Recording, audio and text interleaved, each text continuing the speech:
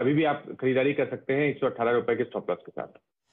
Okay, bank of Baroda को रखिएगा radar पे। इंडसइंड बैंक की बात हुई तो जरा सचिन को दिखाइए स्क्रीन पे। आज सुबह का पहला टॉप कॉल सचिन का, ये सुबह 8 बजे वाला जो ट्रेड लेते हैं उसमें इंडसइंड बैंक मेंशन कर रहा था कि आज खरीदने का दिन होगा। खरीद लिया होता खुलते से तो बढ़िया मूव इंडसइंड बैंक ने ऑलरेडी दे दिया है। सचिन जरा रिविजिट करिएगा अपने ट्रेड को और क्या करना है, और राइट करूं इस तेजी को, और स्टॉप लॉस कहां प्लेस करूं अब? जी आशीष जी, मुझे लग रहा है यहाँ पर जो हमने इंट्राडे का एक टारगेट दिया था 1005 का, वो ऑलमोस्ट यहाँ पर अचीव हो चुका है। बट जिस तरीके से यहाँ पर 1000 के कॉल राइटर्स में एक्शन हो रही है, मुझे लग रहा है यहाँ पर अभी पोजिशनल ट्रेड इनिशिएट भी किया जा सकता है। जिस तरीके से स्ट्रक्चर है, मुझे लग रहा है 1035 के आसपास के स्विंग्स 1 से 2 दिनों में बनने चाहिए, एंड कहीं जाकर ये पर्टिकुलर स्टॉक एक आउट परफॉर्मर होगा with in this particular pack. तो इमीडिएट बेसिस पे अगर वापस एक पुल बैक मिल जाता है तो पुल बैक में खरीदारी ही करने की सलाह होगी। स्टॉप लॉस में थोड़ा सा यहाँ से रिवाइज करूंगा। सुबह हमने 970 की बात की थी, मुझे लग रहा है यहाँ से 976 के स्टॉप लॉस के साथ अभी भी लॉन्ग पोजीशन डिप्लॉय की जा सकती है। अगर इसे हम ऑप्शंस के द्वारा देखें तो 1000 का जो कॉल ऑप्शन है, जो लगभग अराउंड 28 रुपए के आसपास फिलहाल ट्रेड हो रहा है, तो ये भी आई थिंक अक्यूमुलेट करना चाहिए।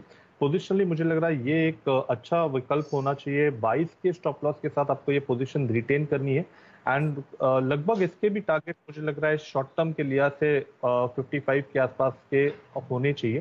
तो यहाँ पर भी मुझे लग रहा है एक डबल होने की प्रोबेबिलिटी ज्यादा है। तो 22 के स्टॉप लॉस के साथ इंडसइंड बैंक का 1000 का कॉल ऑप्शन आप अक्यूमुलेट कर सकते हो। पहला टारगेट होगा अराउंड 42 का, फाइनल टारगेट होगा अराउंड 55 का।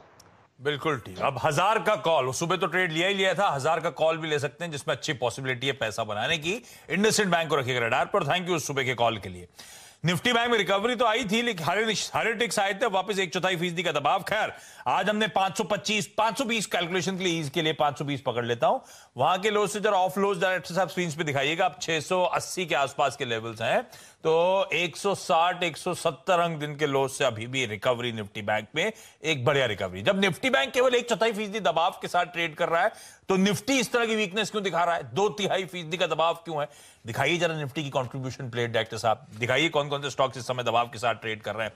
तो वो आईटी के रिजल्ट से पहले इंफोसिस आज निफ्टी का टॉप लूजर था। जब हमने गए थे और ओपनिंग करी थी तब सबसे नीचे पायदान पे इंफोसिस था। इंफोसिस के साथ टीसीएस भी वीकनेस के साथ ट्रेड कर रहा है।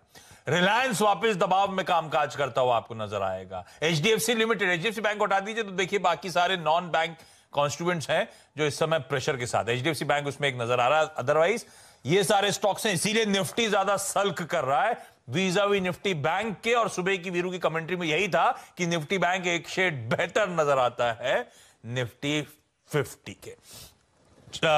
आशीष महेश्वरी साहब आपको आपकी स्क्रीन पर नजर आएंगे। आशीष सर, हाय, गुड मॉर्निंग, शुक्रिया जुड़ने के लिए। कैसा अप्रोच कर रहे हो आप लोग मार्केट को आशीष जी? अभी भी एग्रेसिवली खरीदारी चल रही है या अभी थोड़ा सा पॉज लिया हुआ है?